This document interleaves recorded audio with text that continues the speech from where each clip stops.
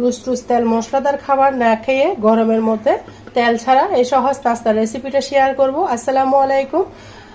আশা করি যে যেখানে আছেন আল্লাহর রহমতে সবাই অনেক বেশি ভালো আছেন। আলহামদুলিল্লাহ আমিও ভালো আছি। এখানে নিয়েছি আমি 1 কাপ আটা। তোমরা চাইলে ময়দা দিয়ে বানাতে পারো, আমি আটা সবার বাসা থাকে তাই আটা দিয়ে রেসিপিটা শেয়ার করতেছি। আর নিয়েছি এখানে আমি হাফ কাপ মতো সুজি, দেখতে পারতেছো আটা আর সুজি একসাথে নিয়েছি।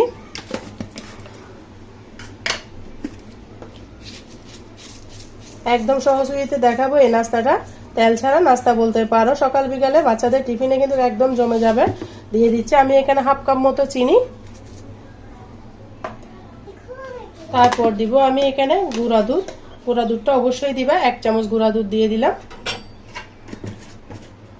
দিয়ে সুন্দর করে সমস্ত উপকরণগুলোকে আমি মিশিয়ে দিব। আর বন্ধুরা লাইক দিয়ে ভিডিওটা কন্টিনিউ করার অনুরোধ রইল। ভিডিওটা স্কিপ করবে না, স্কিপ করলে হয়তো ভিডিওর কোনো অংশ বাদ পড়ে যাবে, বুঝতেই পারবে না আমি এই সহজ নাস্তাটা তেল ছাড়া কিভাবে বানিয়েছি।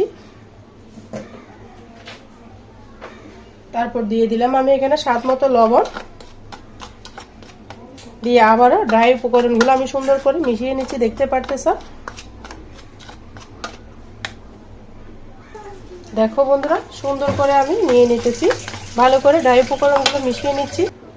এই পর্যায়ে আমি একটা হ্যান্ড বিটার নিয়েছি, দিয়ে দিব অল্প অল্প ঠান্ডা পানি, নর্মাল যে পানি থাকে সেটাই দিতে হবে। এখানে কোনো প্রকার গরম পানি ব্যবহার করা যাবে না। দেখতে পারতেছো অবশ্যই হ্যান্ড বিটার দিয়ে বিট করে নিবা ভালো করে।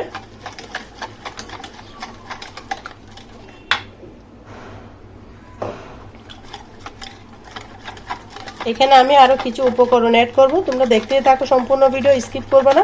স্কিপ করলে এই সহজ নাস্তাটা বানানো বুঝতেই পারবে না। দিয়ে দিচ্ছি আমি পরিমাণ মতো পানি। যেহেতু সুজি দিয়েছি পানিটা একটু চুষে নিবে, সেই জন্য পানিটা বুঝে শুনে দিতে হবে। তারপর দিয়ে দিব আমি এখানে একটা ডিম। তোমরা যদি আরো বেশি করে বানাও তাহলে বাড়িয়ে কমিয়ে নিতে পারো।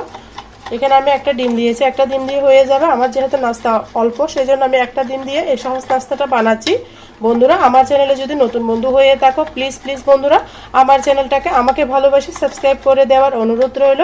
পাশে থাকা বেল বাটনটি অন করে দাও যেন ভিডিও দেওয়ার সাথে সাথে নোটিফিকেশনটা সবার আগে তোমাদের মাঝে পৌঁছে যায়। নতুন বন্ধু পুরাতন বন্ধু সবার জন্য অনেক অনেক বেশি ভালোবাসা। দেখো বন্ধুরা আটার ডোটা কতটা সুন্দর হয়েছে। এখানে আমি দিয়ে দিচ্ছি 1 চামচ মতো, টেবিল চামচের 1 চামচ বেকিং পাউডার। বেকিং পাউডারটা দিয়ে আবারও ভালো মতো নাড়াচাড়া করে দিতে হবে। অবশ্যই বেকিং পাউডারটা দিবে, বেকিং সোডা দিলে পরিমাণে কম দিবা, হাফ চামচ থেকে আরও কম দিতে হবে। বেকিং সোডাটা অল্প দিলে হয়ে যায়, বেকিং পাউডারটা বেশি দিতে হয়।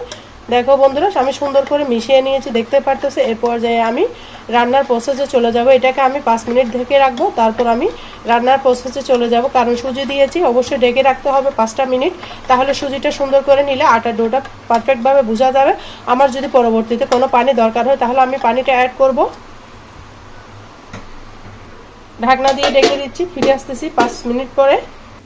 দেখো বন্ধুরা আমি 5 মিনিট পরে ফিরে এলাম, ঢাকনাটা উঠিয়ে নিলাম।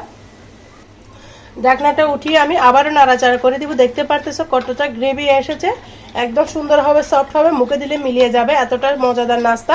তোমরা সম্পূর্ণ ভিডিও দেখতে থাকো, ভিডিওটা স্কিপ করবে না, স্কিপ করলে বুঝতেই পারবে না কিভাবে বানিয়েছি। আর গরমের মধ্যে কিন্তু রোজ তেল মশলার খাবার আমাদের শরীরের জন্য অনেক ক্ষতি করে, তাই তেল ছাড়া যদি সকাল বিকালে টিফিনে যদি এরকম হেলদি নাস্তা দেওয়া যায় তাহলে তো বন্ধুরা আর কথাই নেই। সহজ নাস্তার রেসিপি দেখতেই থাকো। এ পর্যায়ে আমি সরাসরি কিচেনে চলে যাব।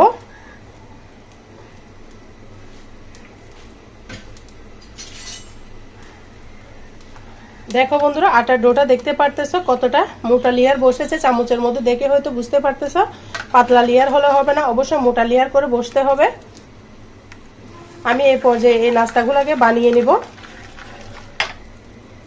চুলার মধ্যে আমি একটা পাতিল বসিয়ে দিয়েছি, প্যান বসিয়ে দিয়েছি, অবশ্যই ননস্টিক প্যান হলে ভালো হয়। দিয়ে দিচ্ছি খুবই সামান্য তেল, দিয়ে ভালো করে নাড়াচাড়া করে দিচ্ছি। তেলটা দিয়ে ভালো মতো নাড়াচাড়া করে দিয়েছি, দেখতে পারতেছো। প্যানটা গরম হওয়ার জন্য অপেক্ষা করতে হবে।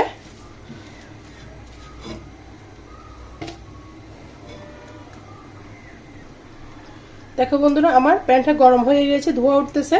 এই পর্যায়ে আমি অ্যাড করে দিব সেই নাস্তাগুলো দেওয়ার সময় অবশ্যই এভাবে ভালো করে নাড়াচাড়া করে দিতে হবে। যেহেতু আমি এখানে সুজি ব্যবহার করেছি তাই থকথকা হয়ে বসে যাবে, তাই দেওয়ার সময় অবশ্যই এভাবে নাড়াচাড়া করে দিবা। দিয়ে দিব আমি 1 ঘাটা ব্যাটার। দেখো বন্ধুরা কতটা সুন্দর লাগতেছে আমার নাস্তাটা, দেখতে পারতেছো আমি উল্টিয়ে দিলাম। এই পর্যায়ে আমি নাস্তাটাকে উঠিয়ে নিব। দেখতে পারতেছো একদম মুখে দিলে মিলিয়ে যাবে, খুবই সহজ ওয়েতে দেখাচ্ছি। একটা প্লেটের মধ্যে আমি নাস্তাগুলোকে উঠিয়ে নিব। দেখো বন্ধুরা এখানে আমি আরেক হাতা ব্যাটার দিয়ে দিলাম, দিয়ে আমি ঢাকনা দিয়ে ঢেকে দিব। দেখো বন্ধুরা ঢাকনাটা আমি উঠিয়ে নিলাম, আবারও উল্টিয়ে দিব।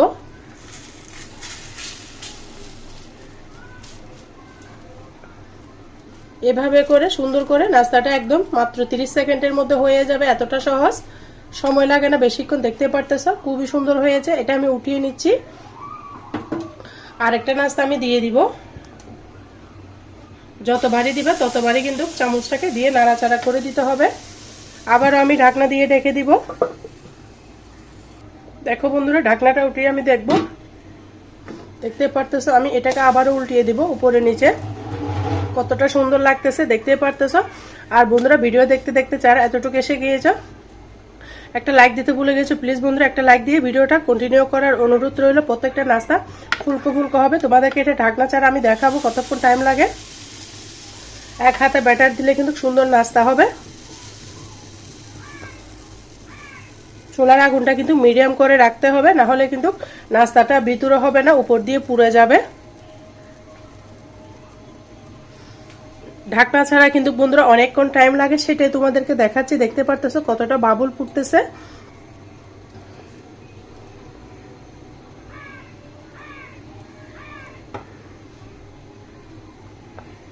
দেখো বন্ধুরা ঢাকনা ছাড়া কিন্তু অসংখ্য জালি হচ্ছে, কিন্তু টাইমটা বেশি লাগতেছে, তাই আমি ঢাকনা দিয়ে এই নাস্তাটা বানিয়ে তোমাদের সাথে শেয়ার করেছি। দেখতে পারতেছো কতটা সুন্দর জালি হয়েছে। তোমরা চাইলে ঢাকনা ছাড়া সময় নিয়ে করতে পারো। দেখো অনেকগুলা জালি বসেছে পিঠার মধ্যে।